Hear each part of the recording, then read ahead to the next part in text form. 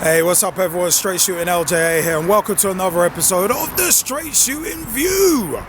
Now, one thing I do want to talk about, just quickly, is player contracts. Now, player contracts, they intrigue me. I mean, as you guys will know from years of paying attention to the pitch talk shows, if you were paying attention, that is, you'll know that football contracts and money in football and the finances behind it intrigue me.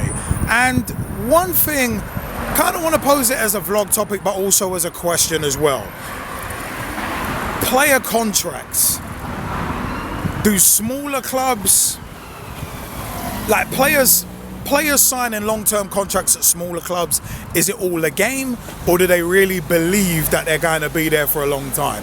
Now, for me, it's a case of, if a player, like let's say for instance, let's take a recent one, Jack Grealish signing a new long-term deal at Aston Villa.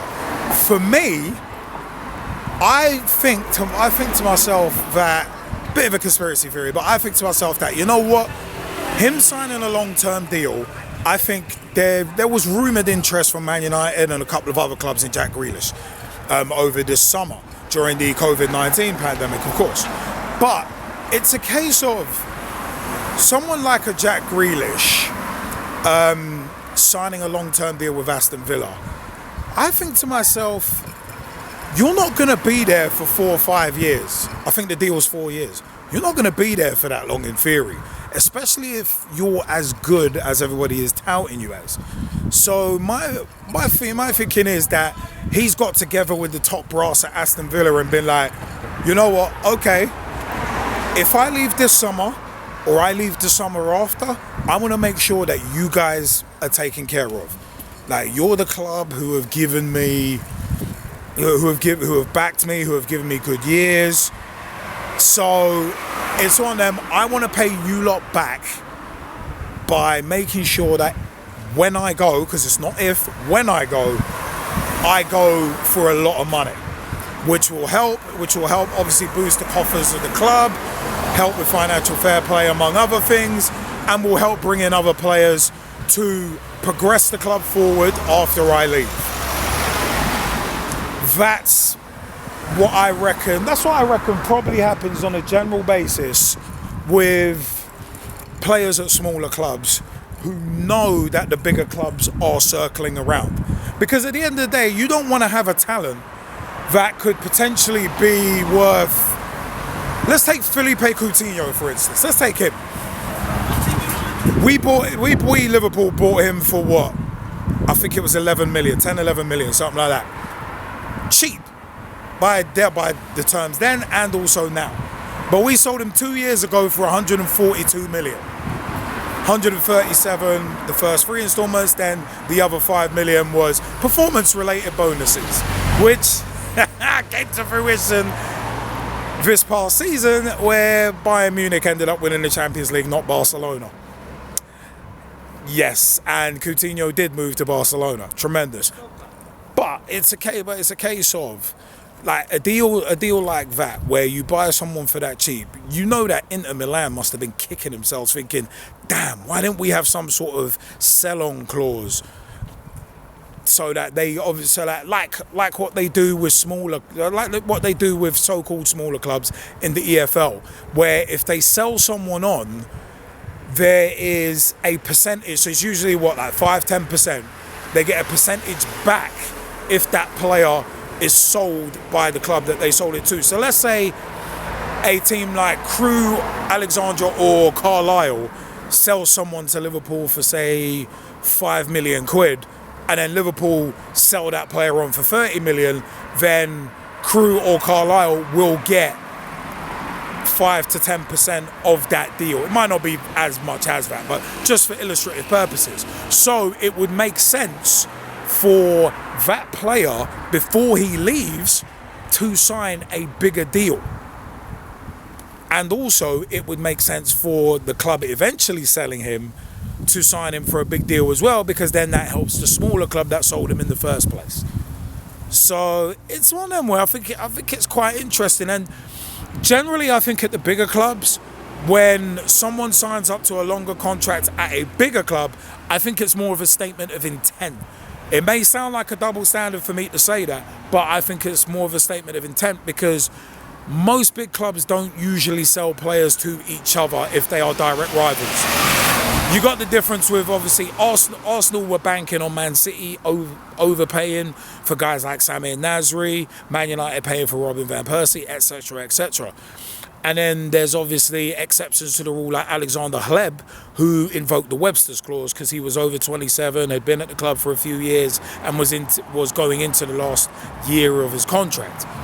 So, also as well, that Webster's clause that Alexander Hleb invoked a number of years back to get out of Arsenal and go to Barcelona, it's one of them ones you look at that as well, where you think to yourself, yeah, signing on a longer term contract benefits the club you're about to leave. And football is very much shady. There's shady operations, financially and otherwise. So I look at it, I do look at it as, I think with the smaller clubs, obviously they need the money, so it makes sense for them to sign someone up to a long-term deal. And it's like, well, he's got 4 years left on his deal now, so you're going to have to pay a bit more instead of potentially a big club waiting and getting a great talent on a free the year after. So I think a lot of it is concocted. So yeah, I think when bigger clubs do it with players, and even with managers as well, where it's like Jurgen Klopp getting signed to a 6-year deal a few years back. Doesn't look like lunacy now, does it? And I did we had a Pitch Talk push point about that a few years ago as well when it happened. So it's one of them where it's like statements of intent for bigger clubs to try to say, you know what, we don't want to sell this player, and if we do, it would be for stupid money. Neymar, for instance. PSG didn't want to sell him, Barcelona didn't want to sell him, but they were willing to sell him for stupid money. Lionel Messi, same thing. Even though this summer, he might leave. But even with him, and I do have a vlog about Lionel Messi and the potential of him leaving at this stage of his career on my other vlog, which is on my Instagram, Liam_LJA_Angel, 2 L's, on Instagram as well, on IGTV, about Messi leaving. But Lionel Messi, his buyout clause is stupid. I think it's something like 600 million euros or something like that. So any club stupid enough to pay that, all right, fine. But Barcelona will put that into buying. You could buy a whole squad with that almost. So it's one of them where I think with bigger clubs, it's a statement of intent because Barcelona clearly don't want to sell Messi, and why would they? He's a legacy player there. He may as well just stay there and see his career out. Or if he does leave, go to China just for a year. More on that on my other vlog, the Straight Shootin Rants. Have a look on that on YouTube as well. But the fact is, as I said, with smaller clubs, it's about getting that money. And signing up to longer term contracts is about just that. As opposed to bigger clubs where it's a statement of intent, hands off. Yeah, we'll sell that player at the right price, but that's got to be stupid money for it. Smaller clubs can't do that. So obviously they will try and get what they can by signing their best players up to longer term contracts, in my opinion. But you know what? Comment section is below. I'd like to know your views on the Straight Shootin View. Comment section is below. Let me know your views. Facebook.com/Pitch Talk. Pitch Talk group. Search us out on Facebook as well for the Pitch Talk group. Also at Pitch Talk on Twitter as well. The Straight Shootin View is back. Pitch Talk is back, and in a big way. Look out for the vlogs from the G-Man, Jezzy Fizzle on the blogging as well. Also Nathan Arsenal and also JBK as well. Have a look out, keep your eyes out for those vlogs as well. I've been Straight Shootin LJA, and until next time on the Straight Shootin View, let me know your comments down below, down where? Down there. And remember, look at that. It looks good, don't it? I'm still grinning into it. But you know what? Until next time on the Straight Shootin View.